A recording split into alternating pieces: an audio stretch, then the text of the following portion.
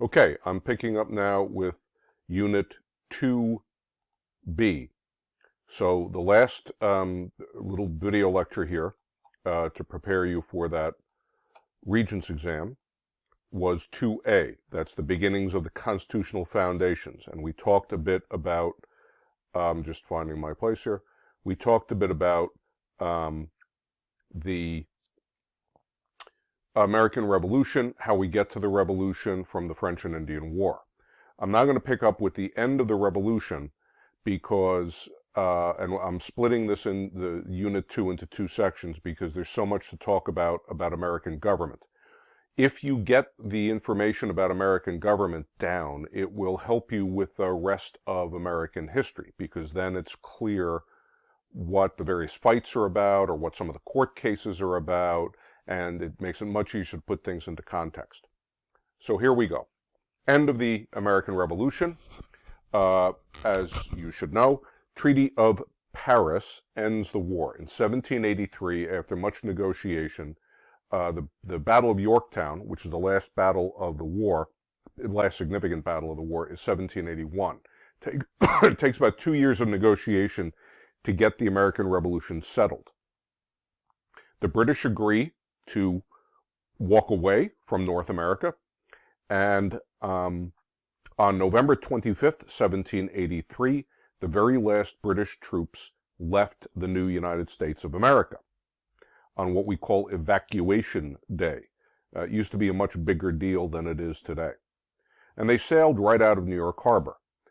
They will never ask this on the Regents. I just point out to you, a rowdy crowd, this is a true story, on Staten Island stood on the shore about where Fort Wadsworth is today, down by the water at the bottom of the hill there, yelling at the evacuating British and taunting them. And so an officer on board one of the ships, this is a true story, loaded up one of the cannons and fired it at the crowd. The cannonball went plop right into the water. It got nowhere near anybody. But it is technically the very last shot of the American Revolution, and it was fired at Staten Island.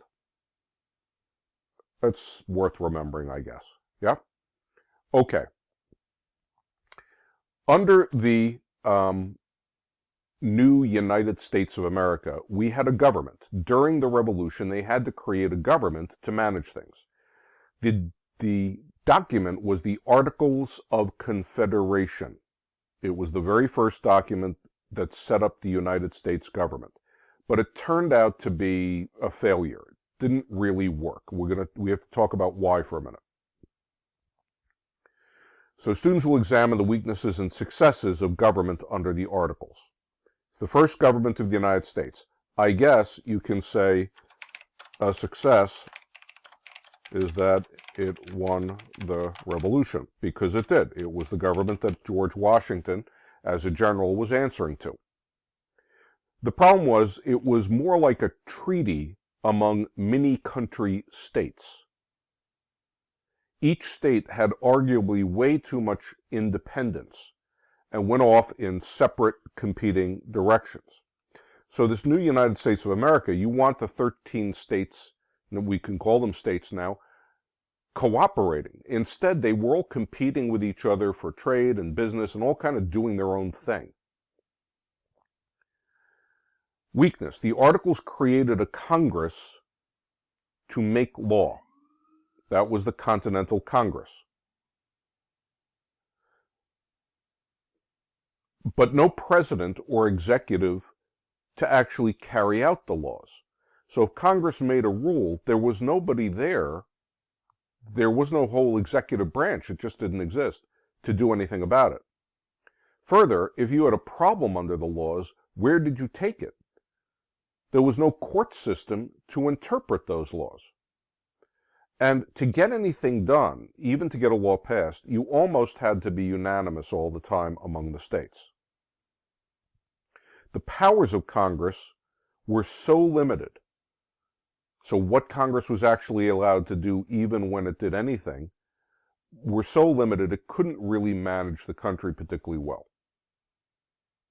So did the Continental Congress and the Articles of Confederation accomplish anything? Well, as I said, it won the Revolution, That's something. It also passed a thing called the Northwest Ordinance and the Land Ordinance. These are two different laws, they're two separate laws, but they were passed at almost exactly the same time, and they relate to the same thing. The Regents, I doubt, is going to make you make a distinction between them. So if you just remember them together, Northwest Ordinance / Land Ordinance, and what they did. So if I can pull up and show you what the problem is. So here's the problem. If I can maybe pull this down just a bit. At the end of the American Revolution, Britain gives up, and the United States now goes from the East Coast, 13 colonies, all the way to the Mississippi River. Past the Mississippi, that's Spanish land. Okay. Well, we all know New York and Pennsylvania, Virginia, but part of it was the stuff that the British had won during the French and Indian War. That becomes part of the United States too. So all of this in here. Okay. Well, who owns that? Well, it's part of the United States. Aha. But individual states had long claimed to own land. They had staked claims out there. So there was a whole section out here through this that Connecticut said it owned. Massachusetts said it owned. New York claimed to own part of it. Virginia claimed to go all the way out to the Mississippi, and so on. None of this was particularly organized. There weren't too many people out there. This is the Ohio River Valley out here. This is where that super fertile soil is. So the new United States of America has a couple of issues. One, it needs money. The Continental Congress couldn't really tax effectively. It needed a source of income to pay for all the debt from the American Revolution. You also wanted to get settlers out here using that land. Land that isn't being farmed doesn't make your country any money. So you want to get somebody out there and actually doing something with it. You also eventually would like that to become states too, to work through building this new nation. So they come up with a plan, and the plan is the Northwest Ordinance and the Land Ordinance. And let me pull it up here a little bit. This is the idea. We can see this here. So this is the territory that was called the Northwest Territory. So if you look on the map here, this is all this area, the northwest part of all of this. They leave that for later to deal with. They say, here's what's going to happen. First of all, we are going to talk all of those states, Connecticut, Massachusetts, New York, Virginia, into giving up their claims of land out here. So New York, that claimed all of this, etc., they'll just give up their claim to it. And that way the government won't have to tax those states to pay its bills. All right, so they give up. The federal government will then divide this whole area into these little townships, they were called. So they actually sent out surveyors and marked it off into these 6-mile by 6-mile squares. So you have 36 square miles in the box. You then take 1 square mile and divide that in half. You then take each half and divide it into half. You then take each quarter there and divide that in half. Why are you doing that? Because you have big money land speculators, land investors, who will buy a whole square mile. But you also have, Joe average farmers who couldn't possibly afford that, but they'd like to buy some farmland. So you could sell them a quarter section, or an eighth of a section, it was called, which was enough to have a very nice farm. So it gave you an organized way to sell off the property and get people settled out there and using it productively. You also set aside, under this law, 1 square mile. So they picked one of these square miles, and when you sold that, the money from that didn't go to the federal government. It went to fund a public school for the township.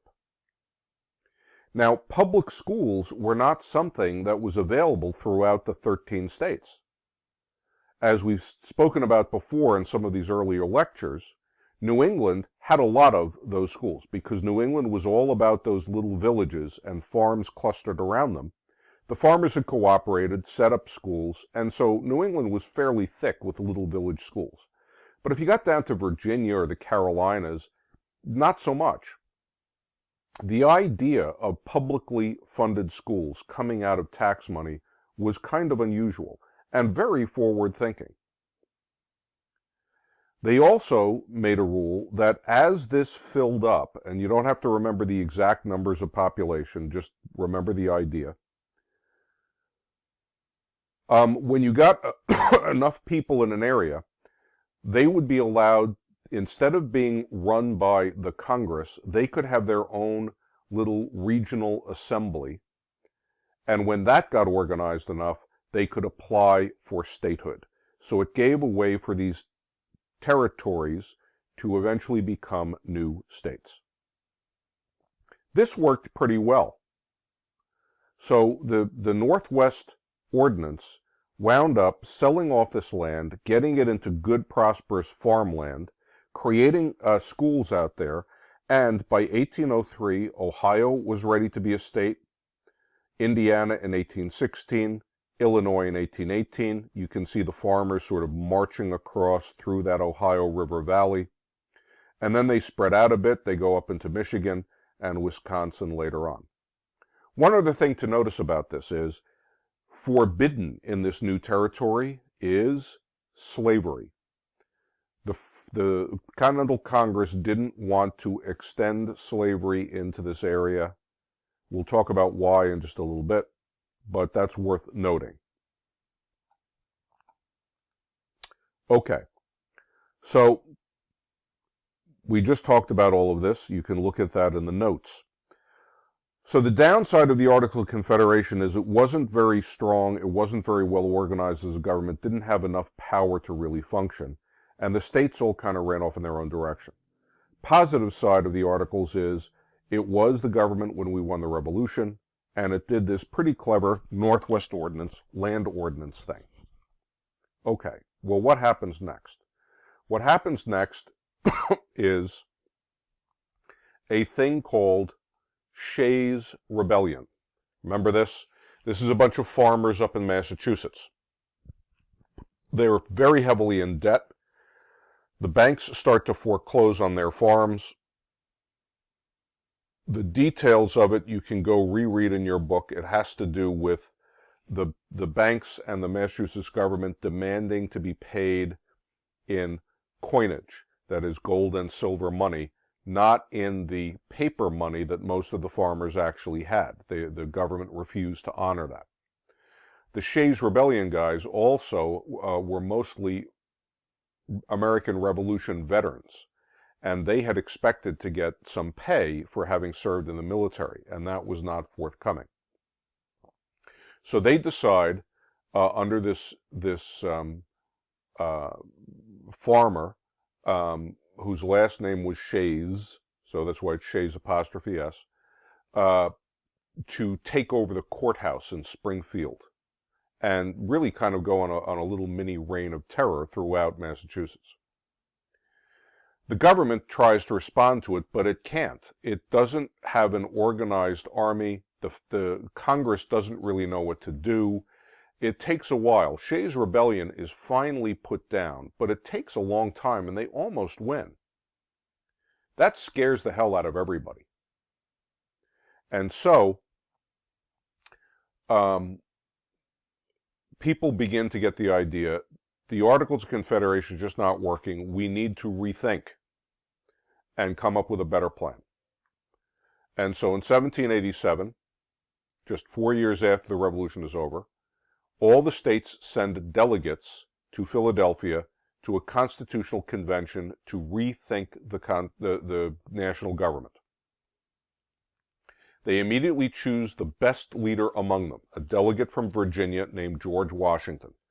Everybody still admired him for his brilliant leadership, not always a genius of the battlefield, but a man who kept the Continental Army together and got the job done. They decide to make him chairman, president of the Constitutional Convention, not of the United States yet. Because they figure if anybody can get us to actually do something and accomplish something, it'll be George Washington. And so they start to write a new document that we call the Constitution. I want to point something out to you now, because it's very important to know about the Constitution for later. The preamble of the United States Constitution, this is the very first paragraph. Remember something, the Constitution is law.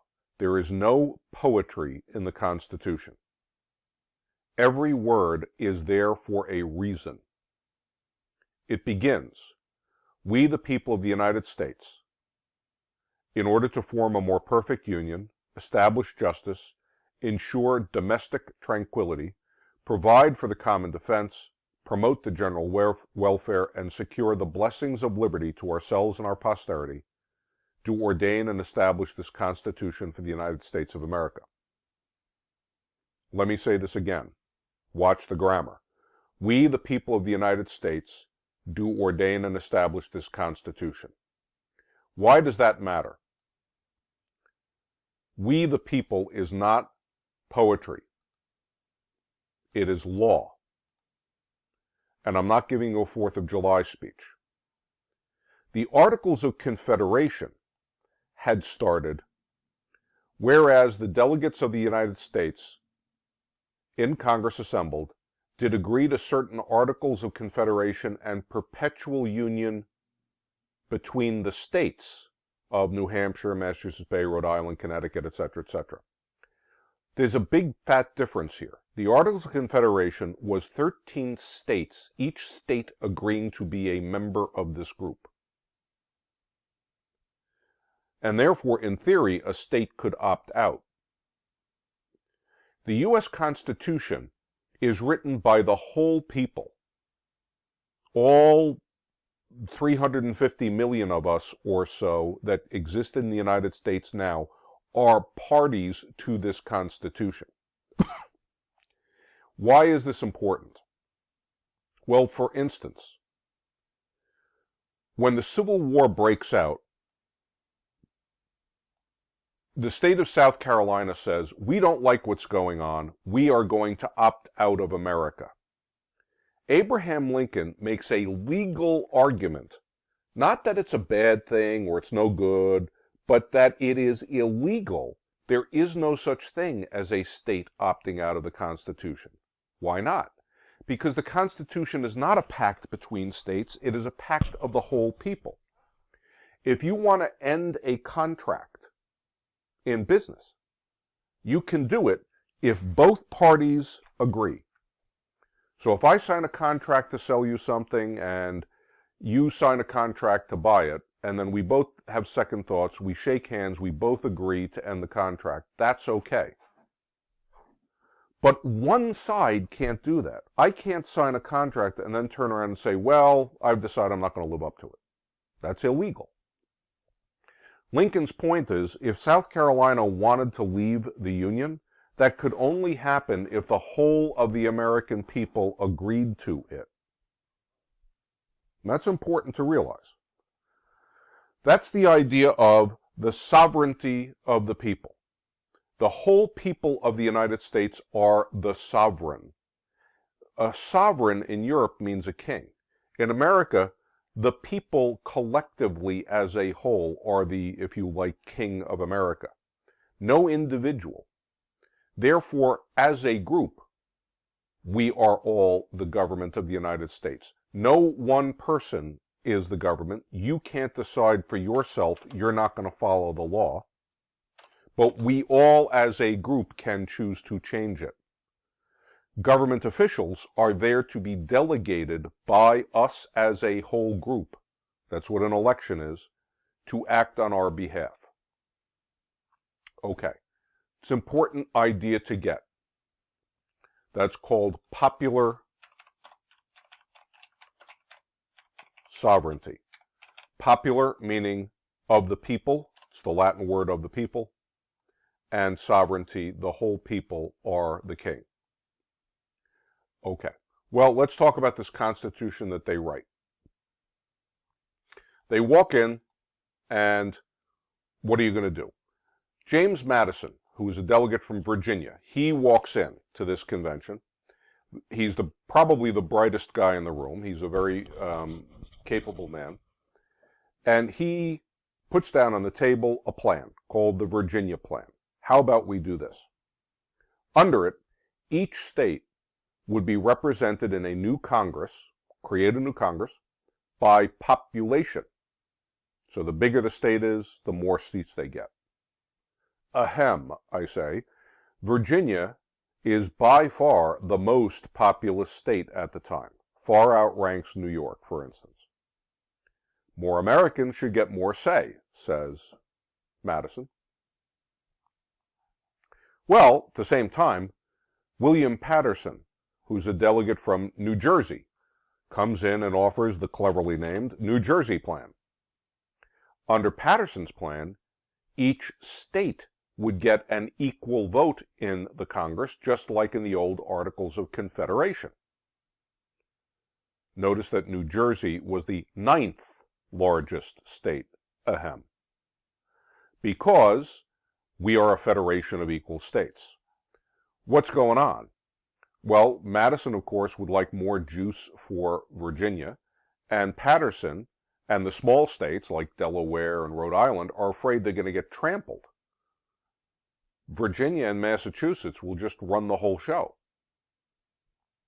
Much fighting about this until Roger Sherman of Connecticut offers the brilliantly named Connecticut Plan, which we call generally the Great Compromise. And Sherman says it's a good idea to do both. And it's not just a sort of dumb, well, let's just do both and be done with it. There's actually a very clever thing about it. Notice this. Under the Great Compromise, we would have a Congress made up of 2 houses. A House of Representatives. Each state gets seats based on population. The members of the House are directly elected by the people themselves. Members of the House serve for 2 years at a time, and you only have to be 25 to run. So Virginia gets more seats than New Jersey because Virginia is bigger. And all the members of the House are young, and they're constantly going back to the people in the streets so that the House changes quickly with the mood of the country. Okay. The Senate, on the other hand, each state gets 2 votes, exactly the same. 2 for Virginia, 2 for New Jersey. Senators would be chosen, and this is originally, by the state legislature.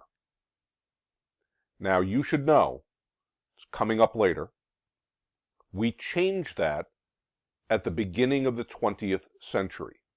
So until the 1900s, it was the state legislatures that chose senators. So it was an indirect election. Members serve 6 years at a time, those are long terms, and you have to be 30 to run. That means that the senators would be among the best and brightest, supposedly, chosen by the best and brightest in the state. It kept it out of the hands of the people in the street because the framers believed in the people, but they didn't trust them. They didn't want popular politics, popularity contests coming into this. And so to keep that out of it, they put it in the hands of the state legislature. The state legislatures would be elected by the people, so there is answerability to the people. But hopefully the legislators would be smarter than the average guy in the street, and they would pick their wisest guys to be their delegates. The House could respond quickly to new ideas and the mood of the country. The Senate would take its time and look at the long term and hopefully be wiser. New taxes must start in the House. That's kind of a leftover from the Revolution. No taxation without representation. The Senate got to approve presidential appointments, we'll see that in more detail later, and treaties. For anything to become law, you must get both a majority of the House and a majority of the Senate. Now there's the clever thing of Roger Sherman. It's not just a simple compromise, well, whatever, both of you get something. It's deeper than that. In order to get a new law passed, you need, in theory at least, a majority of Americans. But suppose you have everybody in the big cities and nobody in the rural areas behind you. That doesn't seem very wise, does it? If you just had a majority of the states, you'd have, you could have these very low population states ganging up and sort of calling the shots. By doing it this way, it means you need a consensus of the American people, but that consensus has to be spread out across different regions of the country. You can't just have New England doing this, or the South, sort of taking over Congress. To get a law passed, you've got to get some of those small states and some of the big ones, some of the southern states and some of the New England states, some of the city areas and some of the rural areas. So there's a kind of general consensus to it. At least that was the hope. Now, one of the problems you had to face, once they come up with this compromise, and this is how we run Congress, they then have to decide, well, when it comes to that population in the House of Representatives, who counts as people to be represented? At the time, only adult white males who actually owned some land or property could vote. It's not until the 1840s that we make that property qualification go away. So let's put qualifications slowly disappear through the 1840s, depending on what state you were in. Individual states had their own rules. But at the time, you had to own something. So let's point out, those are the people with political power. They decide instead to take a census every 10 years. Everyone counts in the census. Let me make this clear.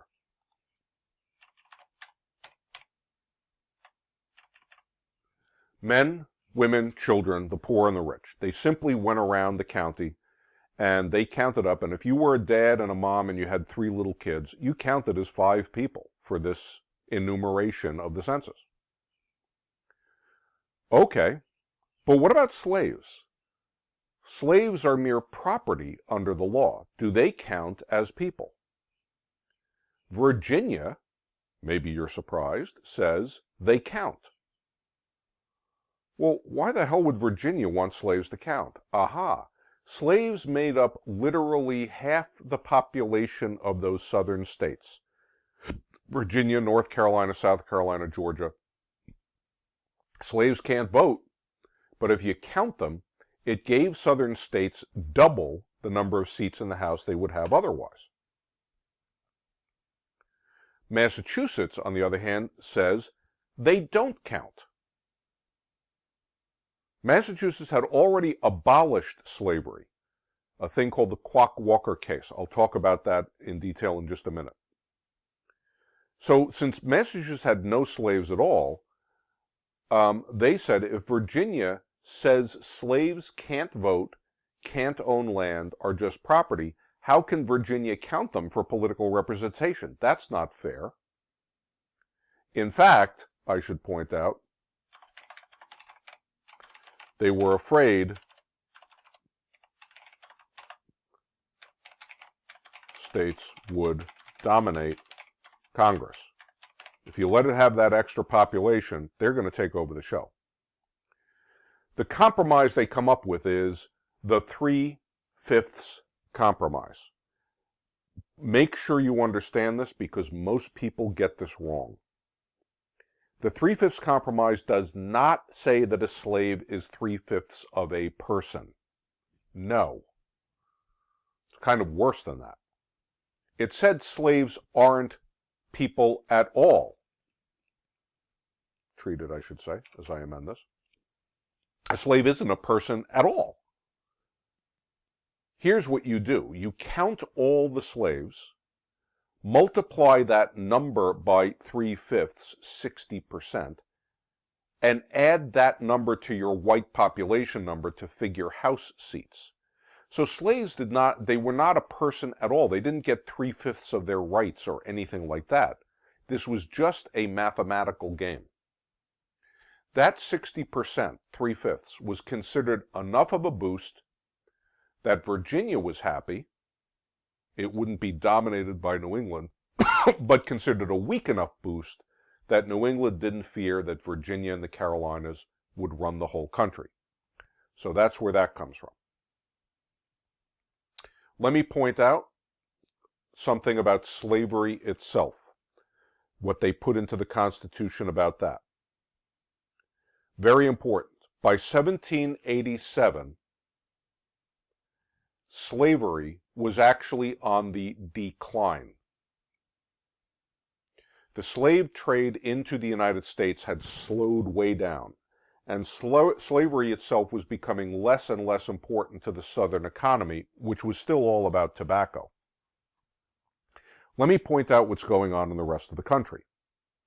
In 1781, as I mentioned before, a slave named Quock Walker, that was his name, was a slave up in Massachusetts. He goes to court, and he says, the new constitution of this new state of Massachusetts, 1781, we're right in the American Revolution, the new Constitution had taken the words of the Declaration of Independence and written them into the Constitution. All men are created equal. So, says Quock Walker, if that's our new Constitution, that's what it says, I'm a man, I must be the equal of everybody else in the state, at least for the purposes of the law. Therefore, slavery must be illegal. He goes in front of Judge William Cushing. William Cushing would later be a Supreme Court justice. And Judge William Cushing says, you know what? I think you're right. He reads the law and says, that's what it says. I guess you're not a slave anymore. Congratulations. And that's how slavery ends in Massachusetts. They don't actually pass a law. There's no big fight. There's no little mini civil war up there. There's just a couple of court cases, Quock Walker and a few others. And Massachusetts says, I guess slavery's over. At the same time that's going on, Benjamin Franklin founded the Abolition Society in Philadelphia, Pennsylvania, which had always been trying to get rid of slavery. In 1785, right around the same time, Alexander Hamilton had founded a thing called the Manumission Society in New York. To manumit comes from two Latin words. Manus means hand, like manual labor is work with your hands. And the mission, mittere, means to send something, like a transmission or an emission. So to manumit meant to open your hand and send your slave out of your control. That is to say, to give him his freedom. So Hamilton is starting an organization to free slaves in New York. Franklin is starting one in Pennsylvania. And Massachusetts is just getting rid of slavery altogether. So it's starting, the North is starting to get rid of it slowly. It's kind of on the decline. There's still slavery, though. So they decide in the new Constitution to write in a little line. It says in it that slave importation will be illegal starting in 1808. It says that right in the Constitution. And you say, well, that's a weird, why put that number in there? Because it's 20 years after the Constitution is going to be passed. They're writing it in 1787. They expect it to go into effect in 1788. So 20 years later would be 1808. So the idea is that 20 years from now, we're not going to import any more slaves in the country. You can still own them. You can still trade them inside the United States. That keeps the South happy. But most people are beginning to feel like slavery is just going to kind of go away and die a natural death in a generation or two anyway. So I often say to my classes, history hasn't happened yet. They do not know what is coming. What nobody knew when they wrote that is that in 1793, a cat named Eli Whitney would invent the cotton gin. You should remember that one. The cotton gin turned cotton into a super profitable crop. Before the cotton gin, cotton was so much of a pain in the neck to process, to grow, to get ready for market. You just couldn't make money on it. With the cotton gin, it makes it much easier. And now it is super worthwhile to grow cotton. But cotton, like tobacco, is a very, very labor-intensive crop. You can't just go in and cut down a cotton field. You have to go plant to plant to plant and pluck the little cotton blossoms, the cotton balls, off of the plant and then process it partially by hand. All of a sudden, starting in 1793, this is after the Constitution is in place, slavery booms. They don't import too many more slaves, but now everybody gets redependent on massive numbers of slaves in the United States for the economy. And that's why we wind up with the Civil War eventually. Okay, now let's talk about another item. So let's point something else out. The new Constitution, we've talked a little bit about what they did about slavery and the new Congress. It also creates a president. Under the old Articles of Confederation, there was no executive branch. There was nobody to carry out the new laws and rules. So under this new Constitution, we'll have one. Very important to notice, though. He's chief executive. He's the executor, the administrator of the laws. He's going to be chosen by the Electoral College. Now, that word, college, doesn't have anything to do, as you should know, with education. The word comes from collegium, which is Latin for a committee, collection of people. Each state would choose their smartest, wisest men. That was the idea. How? Well, originally, the state legislatures would gather and they would think about who do we want to choose as electors. The popular election of electors comes only later. The electors would then meet and consider who might make a good president. There were no candidates, there were no parties. They would just go into a room and have a discussion. Presumably, your wisest statesmen would all know each other from each other's states, and they could have a discussion about who would really make a good chief executive. The whole point of the Electoral College was to keep politics out, to keep it from being a mere popularity contest, by taking the choice out of the hands of people in the street. So they did not want a general popular election because they were afraid then characters would come along, promise the people the moon, lie to them, make them angry, make them scared, promise them handouts, whatever, and get elected that way. So they wanted the president to be chosen indirectly. We'll put that in, was to choose the president, sorry guys, indirectly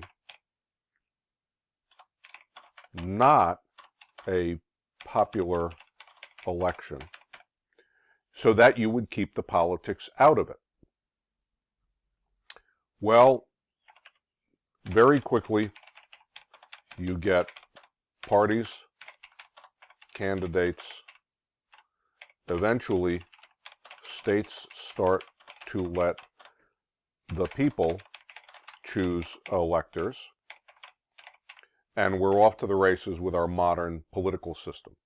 I point out each state got same number of electors as representatives in Congress.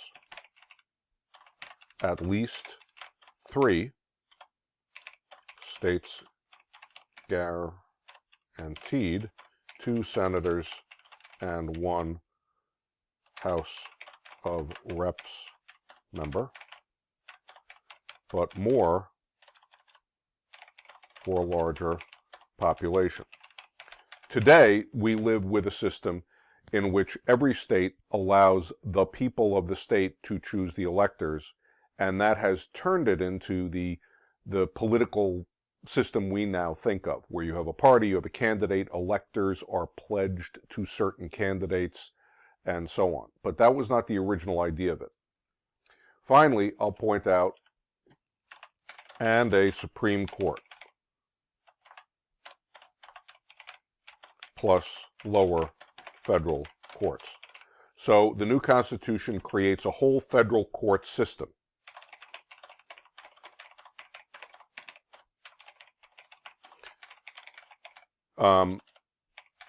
Originally, the Supreme Court had 5 members, and then we upped it to 7, and then we upped it to 9 as the country grew. And we've kept it 9 ever since. 9 seems to be, at least so far, a workable number. One of the things they pointed out about the Supreme Court is that judges would serve for life.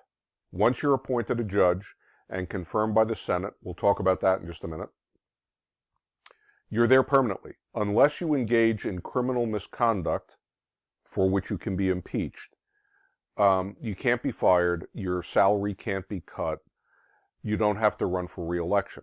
They wanted the judiciary, the judges, to be independent of politics and pressure. Sometimes judges have to do the right thing, even though the whole crowd in the street is against them. And they wanted guys who would be free to do that. Okay. I point out, when the new Constitution goes into effect, President George Washington, first President of the United States, everybody, he is elected unanimously by the Electoral College. He's faced with his own rebellion, the Whiskey Rebellion. They don't like the tax that's on whiskey. Unlike Shays' Rebellion, the Whiskey Rebellion is put down swiftly and effectively by the new powerful federal government, proving that the new Constitution actually works. Okay. Let's talk about the federal government itself and how it works just a bit. Once again, this is just review, so I have to be very brief and very oversimplified. The basic structure of the federal government, always remember, all government, all government, all government. Whether it's the government of a club, a team, a school, a state, a country, to call something a government means it has 3 functions, 3 jobs. First, it has to make rules. That's why we have governments. That's the legislative function. Second, it has to administer or carry out the rules, execute them. That's the executive function. And finally, somebody's got to interpret the rules in individual cases and hold everybody accountable to the rules as they are made, to judge under the rules. That's the judicial function.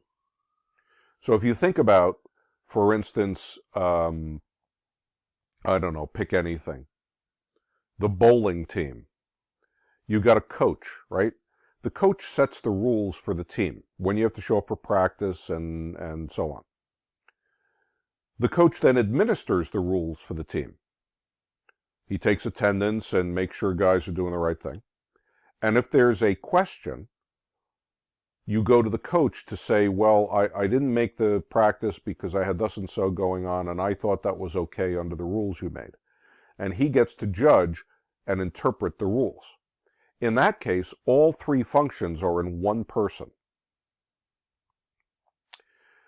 Baron de Montesquieu, you see him up there, an Enlightenment philosopher, said, in countries, we want to avoid tyranny, dictatorship. How do we do that? He says, separate those three functions into three branches. Separate the rule maker from the rule enforcer from the rule interpreter. Three branches, each with its own function. Each branch will then push against the other two. Think like you're having a three-way push fight with somebody. Two guys are always keeping the third guy in his place, no matter which guy you pick as the third guy, right? So guy A keeps B and C in their places. Guy B keeps A and C. Guy C keeps A and B. But each of you are still pushing. So you fight hard for your own space and keep the other two guys out of it. And so are they doing the same thing. By doing that, it means no one branch will get so powerful that it can be a dictatorship. This was Montesquieu's idea. So when the framers put together the Constitution, they adopt that idea by setting up three branches of government. And that's what we have even today. The legislative branch is, of course, the Congress.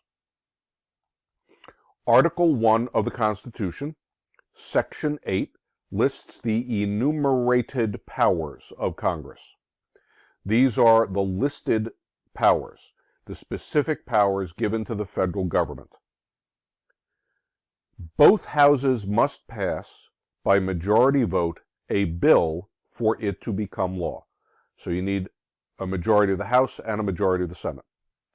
The bill then goes to the president. If the president signs it, it's law. If he refuses to sign it, he vetoes it. Veto is Latin for I object. And it doesn't become law.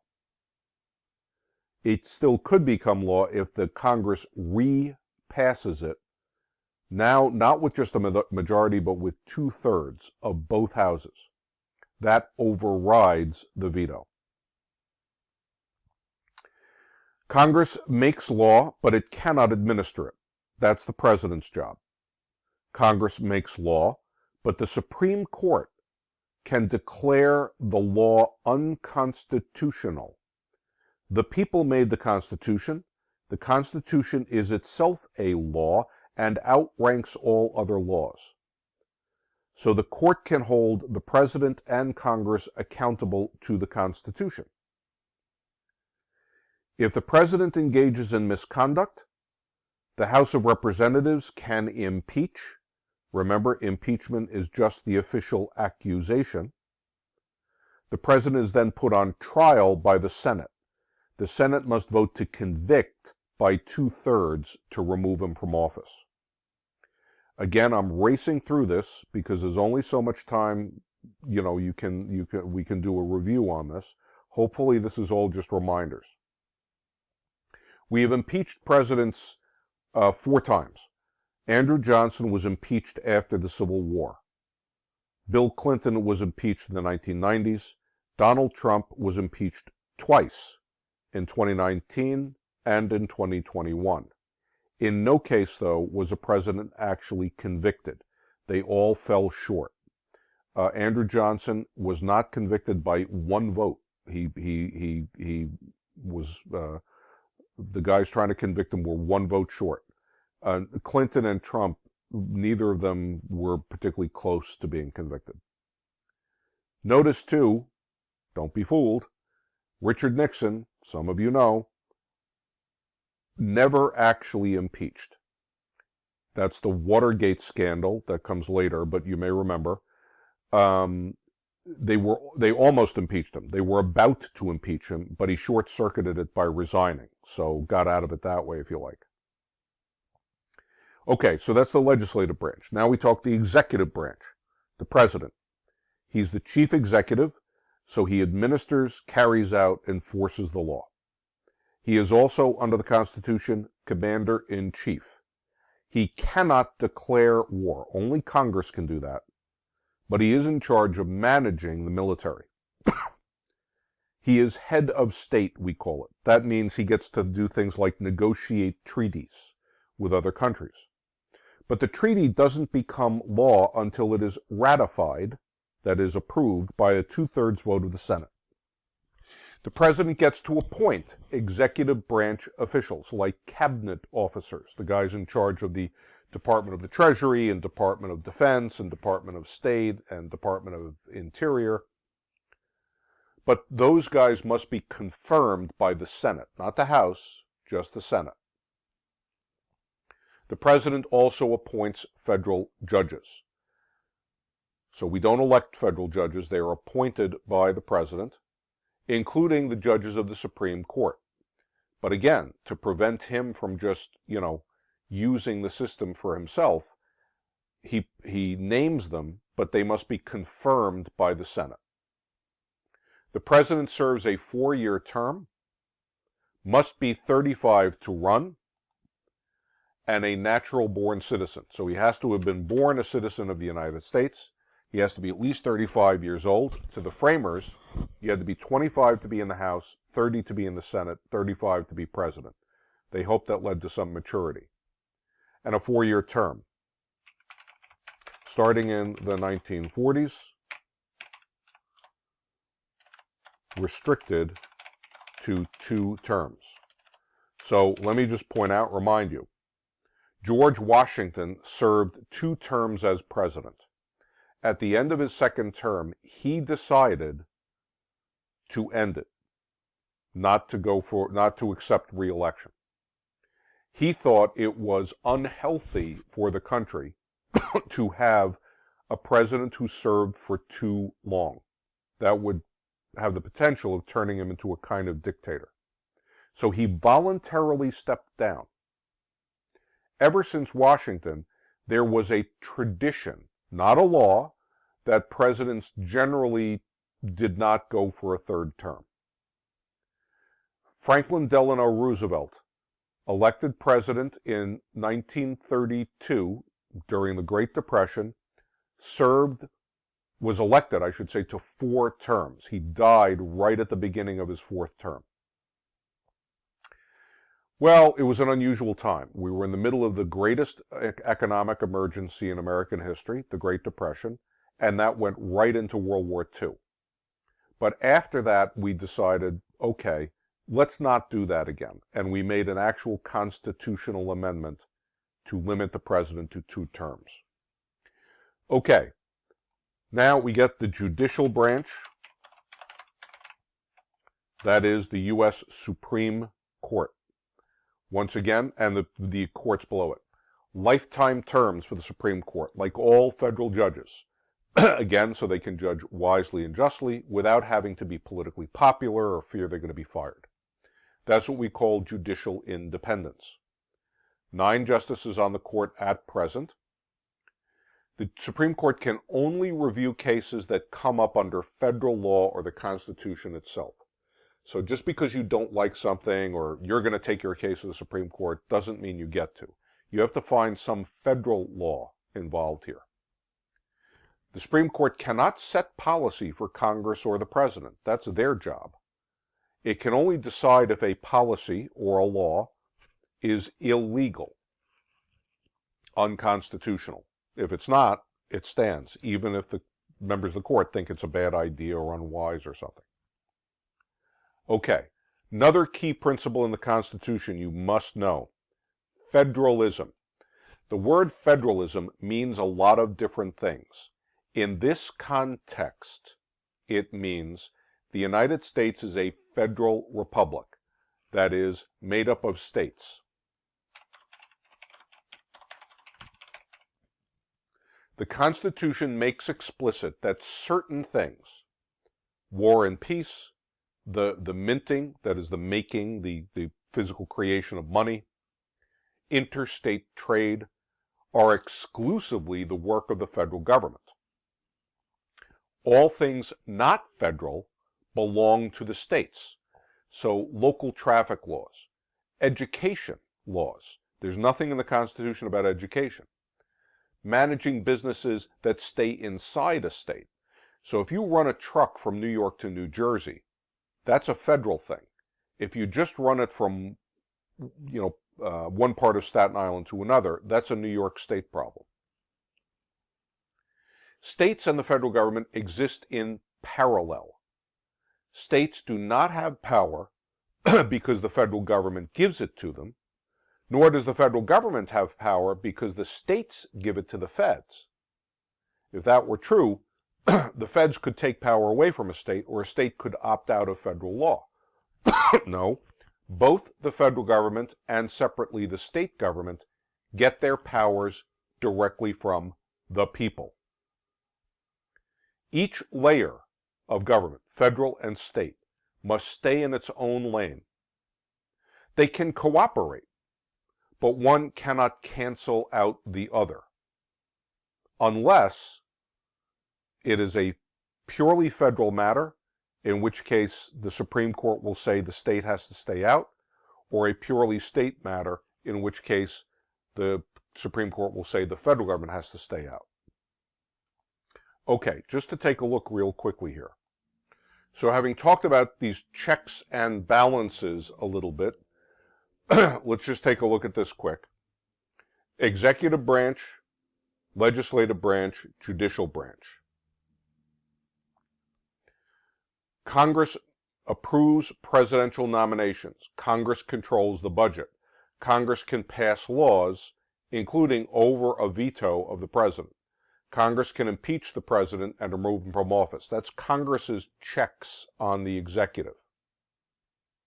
The president can veto congressional legislation. That's his check on Congress. The president nominates judges. That's his check on the judiciary. The judiciary can declare an act of the president unconstitutional. That's their check on him. The Senate confirms the president's choices for the Supreme Court, and Congress can impeach and remove a Supreme Court justice if he engages in real misconduct. That's their check on the judiciary. The judiciary can declare an act of the Congress unconstitutional. If we take a look at this, this is a simpler way of looking at it.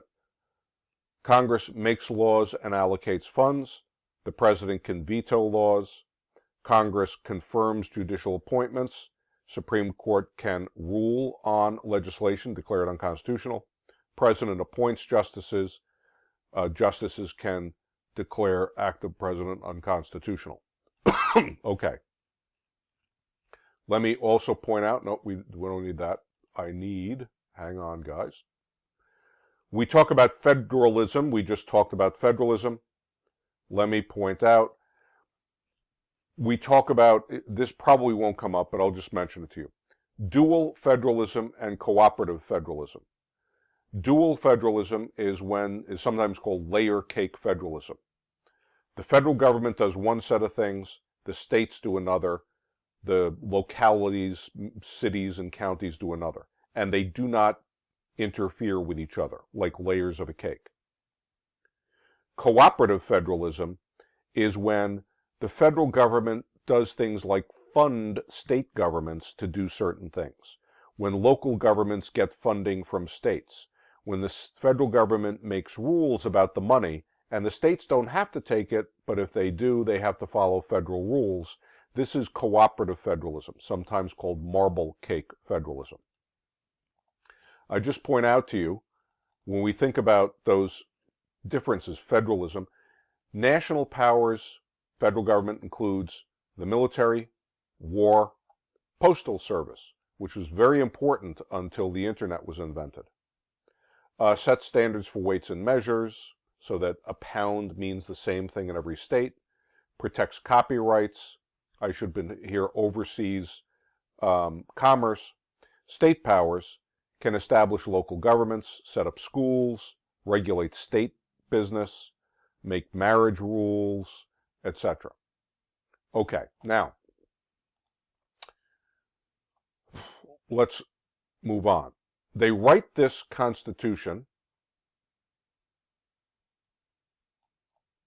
I'll just emphasize the checks and balances here. And now they have to get it approved. So they come out with this Constitution and they propose it. Terrific, right? Okay, let me just move this in here just a bit. And they've got to get the states to go along with it. So the pro-Constitution guys, the guys who think this new Constitution is a good idea, they are also known as Federalists. I know that gets confusing.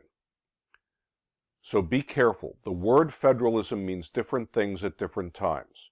When we talk about the Constitution itself, a principle of law, it's the idea that the states and the federal government have their own powers given to them each by the people. When we talk about federalism with respect to getting the Constitution ratified, we mean they were in favor of a strong national government and they thought the Constitution was a good idea. They become sort of a political party. Important, the Federalist Papers. These are 85 little essays, letters to the editor to New York newspapers, published to try to talk New Yorkers and others into supporting this Constitution. Alexander Hamilton, James Madison, and John Jay are the guys who wrote it. Each of those 85 essays takes a little piece of the Constitution, explains it in great detail, and then argues why it's the best solution to some problem. To this day, the Federalist Papers remain the most important commentary on the Constitution. When Supreme Court justices are trying to figure out what is it that the framers meant by this sentence, they often go back to the Federalist Papers because it was written by guys who were there when the Constitution was written, and it explains what they thought it meant. Not terribly important, but Hamilton wrote the most of them.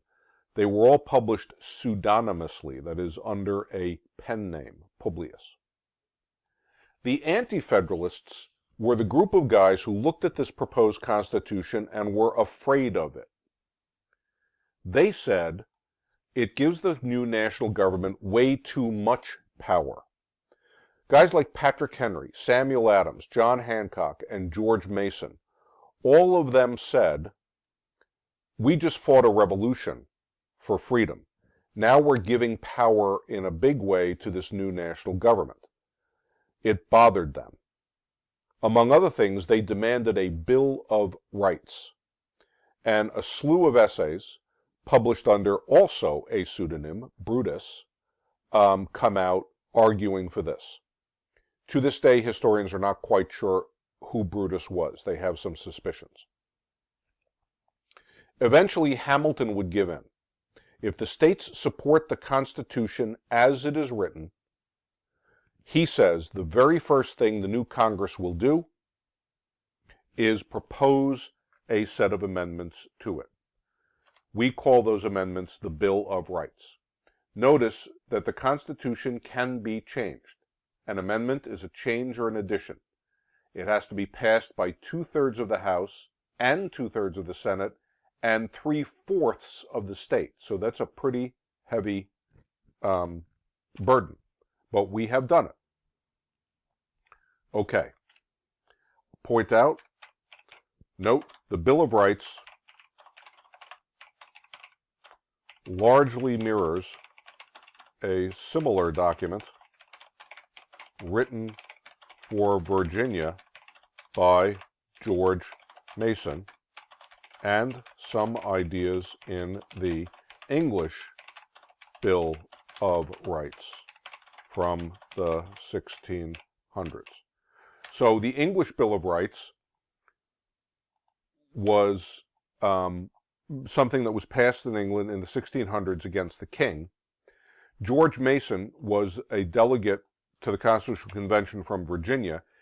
he had written a Bill of Rights into the Virginia Constitution, so they took a lot of his wording, rewrote it, it's not word for word, but a lot of the ideas, and built it into the first 10 amendments of the United States. Very quickly, because you could spend a lifetime studying these. First Amendment, freedom of religion. There could be no established religion. It's called the Establishment Clause. And all are free to exercise their own religious beliefs. So you can't impose a religion on anybody, but you can't stop them from freely exercising. Freedom of speech, freedom of the press, freedom of assembly, etc. Second Amendment says a well-regulated militia, being the proper security of a free state, the right of the people to keep and bear arms shall not be infringed. Third Amendment was about the Quartering Act, right? Can't force them to stay in homes. Fourth Amendment protects you against warrantless searches. So the police have to answer to an independent judge. Judicial independence again. Fifth Amendment protects against self-incrimination.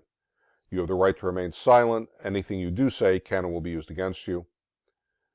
And then I'm not going to read all of them because you can read them there. You don't have to memorize the entire list, but you should be very familiar with what they say. These applied to everyone, in theory. Well, they're phrased, each of them is phrased as, Congress shall make no law abridging freedom of speech, or whatever.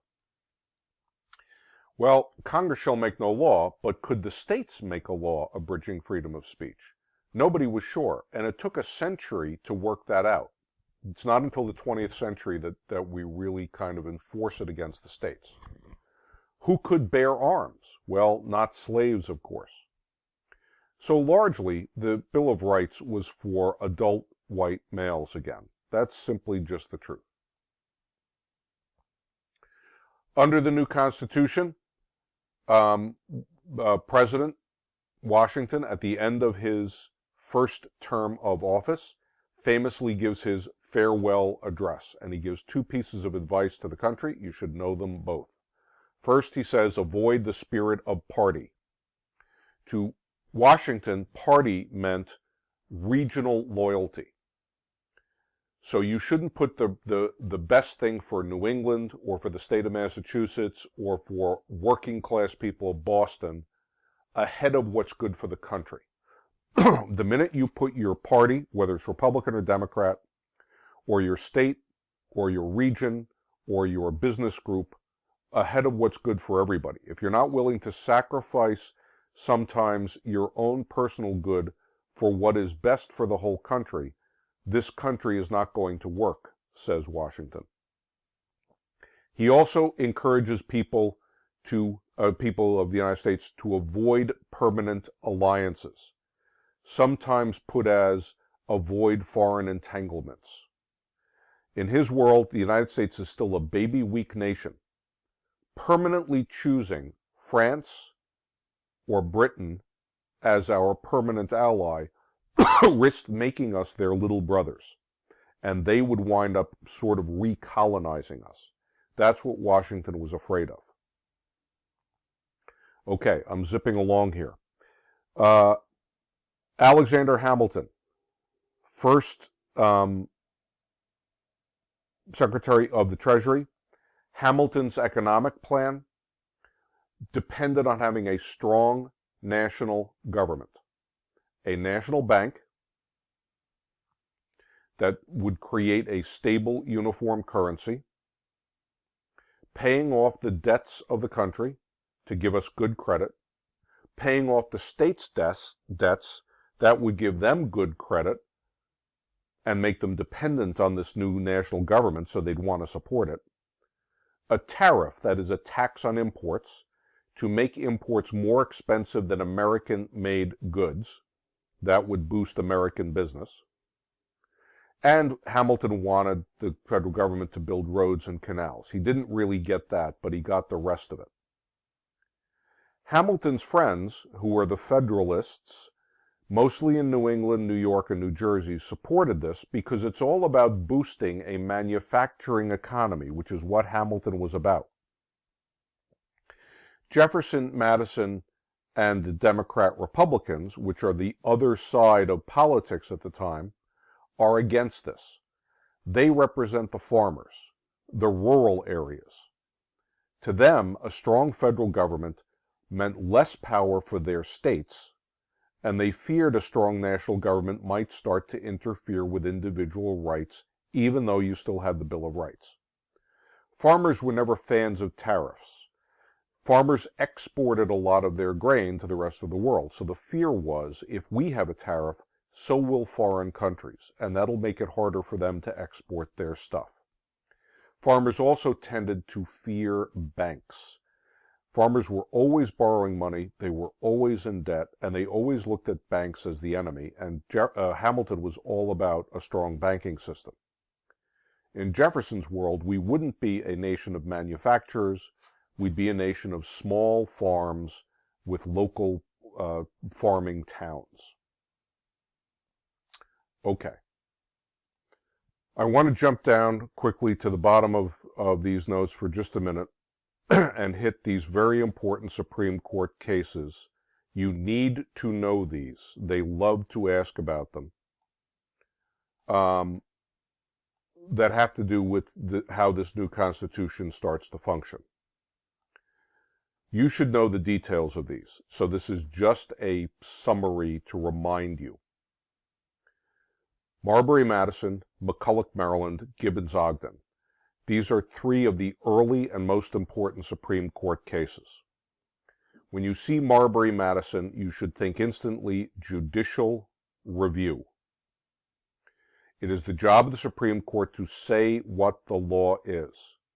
That is, the court cannot make law, cannot tell the president what he should do, but can review an act by Congress or the president and decide if it is constitutional. The Constitution, being the law of the land, outranks all others. If the court says that the action is beyond the Congress's or the president's powers, the court has the last word. Briefly, this had to do with a thing called the Judiciary Act, and the Supreme Court found that the Judiciary Act of Congress was unconstitutional. They had given the court, actually, certain powers that the Constitution didn't allow Congress to do. You can go look up the details. That's fine. It's not a bad idea. But just remember judicial review. McCulloch v. Maryland. McCulloch v. Maryland was the national bank case. Hamilton's national bank was created by Congress. The Constitution says nothing about a national bank, but it does say Congress can regulate the value of money. Hamilton argued that a national bank through which American money would be issued to the public is regulating the money supply and therefore regulating the value of money. When you see McCulloch, Maryland, think national bank case, but think elastic clause, also called the necessary and proper clause, also called the implied powers. These are all the same thing. Congress has certain listed enumerated powers in the Constitution, and also the power to do all other things, quote, necessary and proper to carry out those listed powers. That's a stretch clause, because that can cover a lot of things. It makes the Constitution stretchy, elastic, and implies a lot of powers that aren't explicit. In McCulloch, Maryland, the Supreme Court said it says nothing about a national bank, but because that is a proper way to regulate the value of money, the Congress is allowed to do it. They also point out the supremacy clause. Maryland had tried to make a law taxing this national bank out of existence, and the court found if a federal law and a state law conflict, the federal law is supreme. So no, McCulloch, Maryland, always think elastic or necessary and proper clause. National bank case. Okay, then we get to Gibbons. Under Gibbons v. Ogden, This is a case about a ferry that went from New York to New Jersey. And New York tried to make a bunch of laws prohibiting it. They wanted to give exclusive rights to one guy. Two guys were fighting, and one of them said, look, I'm crossing a state line. New York can't stop that. Only Congress can. The Supreme Court found on his side. When you see Gibbons-Ogden, think Interstate Commerce Clause. Only the federal government can regulate interstate trade. That's the thing to remember out of that. All three of these cases are from the Supreme Court when it was being led by Chief Justice John Marshall, and all three are typical of Marshall. They strengthen the power of the federal government, largely to create a pro-business situation. Okay, last thing we'll talk about in this unit is they make a point about peaceful transfers of power. So I'll take a minute on this.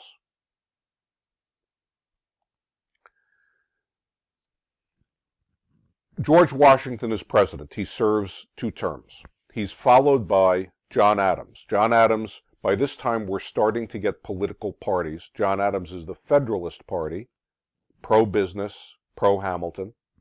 Thomas Jefferson is the Democratic Republican Party, pro-farmer, if you like, anti-Hamilton.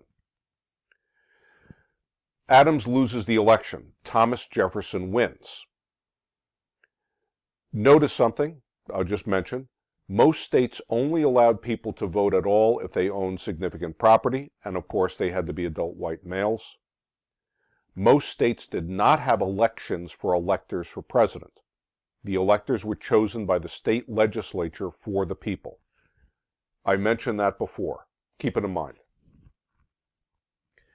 Electors got 2 votes apiece. The way the Constitution was written, they actually kind of did a sloppy thing here. The way they put it, every elector got to vote twice, but they couldn't vote for the same person twice. Okay, what that meant was that people were running for president with a running mate, vice president. In this case, Thomas Jefferson was running with Aaron Burr as his vice presidential guy. When the electors voted, they voted once for Jefferson and once for Burr in the same election, which meant that the presidential candidate and the vice presidential candidate were tying. They kept tying. All right, so as I say, Jefferson wins sort of. He beats Adams, but the electors who are on his side, if you want, vote for him and for Burr. That means they tie. Under the Constitution, if you have a tie in the Electoral College, it goes to the House of Representatives to settle, and in the House, each state gets 1 vote. In the 1800 election, the House held 35 votes, and it just kept tying. So Hamilton, leader of the Federalists, who hated Jefferson, feared Burr more than he hated Jefferson. He disagreed with Jefferson, but Hamilton thought Burr was ambitious and maybe crazy, and I mean in the sense of mentally ill. So he told his friends in the House to back Jefferson. Jefferson wins the election, Burr comes in second, and Hamilton becomes Burr's hated enemy. I just point out to you, nope, hang on, I got it here. There we go. So this is what was happening. Jefferson and Adams, Hamilton finally talked the electors who were backing the Federalist, Adams, the states, to go for Jefferson. And that is what, so Jefferson won, except 73 electoral votes. Burr got 73 at the same time. So at the end of it, Jefferson wins. And a couple of things to point out. First of all, the 1800 election is important because we switch parties for the first time. George Washington kind of was above political parties. Adams was very much a Federalist. He loses the election and he peacefully hands power over to Jefferson, even though he's the opposite party. Hamilton is a strong Federalist. He's got no particular love for Jefferson, but he realizes the country needs a good leader, not Burr, and needs stability. This is the system, and he goes along with the political system. So he throws his votes, or his friends' votes, really, to Jefferson, and you have a peaceful transition, not only president to president, but political party to political party. However, one thing that comes out of it is the 12th Amendment. Now, under the 12th Amendment to the Constitution, each elector gets 2 votes, but they vote separately for president and vice president. That ended the problem of ties in the college. The one they want you to contrast this with, or they're pointing out, is the 2000 election. In the 2000 election, it was George Bush, Republican, I guess I should point out, against Al Gore, Democrat. This was a very heavy-duty election. Bush and Gore ran against each other. It was somewhat gentlemanly. They're both kind of gentlemanly guys, but a very, very divided country. You can see the popular vote here. Gore got 48.4%. Bush got 47.9%. So there is 0.5% between them, and Gore actually won the popular vote. Neither of them gets a majority of the popular vote because you have Ralph Nader, who was running on the Green Party at the time, and minor parties. Now, Nader got no electoral votes, because to get the electoral votes, you have to get a majority in that state. And because he got a majority of no state, he got some popular votes, but no electoral votes. The problem was Florida. So they split these votes. You can see how close they are here. 266, 271. There are only 5 electoral votes difference. So it's very, very tight. Now, this is the end point. Florida became the issue.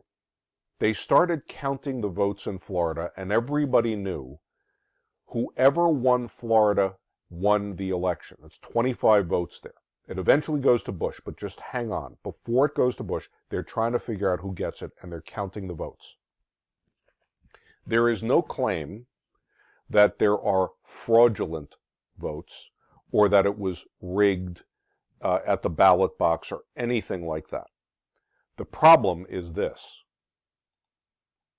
This is a thing called the butterfly ballot. So when you went in to vote, this is what you saw. It was like a book. And here are the candidates, and here are little holes. And you took this gadget and you punched through the hole of the guy you wanted to vote for. Does this look confusing? It was very confusing to a lot of people. So there's George Bush and Al Gore, and there's Pat Buchanan on this third-party reform. If you want to vote for Al Gore, where do you punch? Well, you have to pay careful attention to realize it's here, not here. And George Bush is over here. Well, people got confused by this to start with. Okay, but then they punch through, and they're punching through on this. So behind this thing, tucked in, stuck underneath here, and then you turn the page and there's another row, and you turn the page, there's another row. What's really happening behind this is this. This is a paper card. And when you punch through those little holes I showed you, you're punching out a little square here and here and here and here and here. And when you're done, they pull the card out, that goes in the ballot box, and then they run it through a scanner to count. Well, this is what happens. You punch it out. And what was supposed to happen is this little tab, which is called, we found out at the time, a chad, was supposed to be knocked out, and that was supposed to be an open square. But they weren't. Some of them didn't get knocked out, they just got sort of dented. They were called dimpled chads. Some of them knocked out on 2 sides. Some of them knocked out on 3 sides. Some of them knocked out completely. Some people had a partially knocked out one and a dimpled chad for another candidate in the same race. So when they actually got these cards out, they had to try to figure out who the hell people were voting for. Did this guy decide to vote for candidate A and then change their mind and punched out the other one? Were they trying to vote for candidate B, but they didn't press hard enough so it didn't go through? And this became the controversy. It wasn't so much that people thought the election was rigged, it's that this was, to be honest with you, everybody afterwards said this was the dumbest voting system in history, and it created hundreds of thousands of these cards that everybody got into a fight about. What do you do with them? How do you interpret it? Is a dent in it enough to show you the voter's intent to vote? If you knock out 1 corner, is that enough? 2 corners? 3 corners? Does the whole thing have to be knocked out? And there was a titanic fight over which ballots to count. This all had to be done by hand. And every single piece of paper, you had lawyers for Bush and lawyers for Gore and a state Florida Board of Elections listening to these 2 lawyers bash each other up over how to count these votes. Very controversial. And the vote in Florida itself, even if you counted these ballots in some reasonable way, was so tight that it came down to a few thousand votes out of millions cast. The fight goes to court several times. Florida makes a bunch of decisions about how to count the ballots that wind up actually Bush getting enough votes to win the state. But Gore says that the Florida Board of Elections is violating its own rules. It all goes to the Supreme Court. And the Supreme Court makes a decision. They don't actually decide the case. They just decide the time, essentially they decide the time limit is up and they end the counting. When they end the counting, when they blow the whistle, so to speak, Bush has more votes. And so they're effectively giving the state to Bush. The decision was massively controversial. There were good legal reasons why the Supreme Court made its decision, but there were also very good reasons why it was the wrong decision, and the fight was awful. However, once that decision was made, Al Gore got on television and publicly accepted the decision of the court. He said, we have to follow the institutions of our government. We may not like the decision of the court, but the court is the court. We may not like the outcome of the election, but our election system, flawed as it is our system, and accepted the result. Because he was vice president, he was the guy actually standing in front of the Congress when the electoral votes on January 6th in 2001 were in fact counted in front of Congress. That's you know that. It's counted as a sort of ceremony.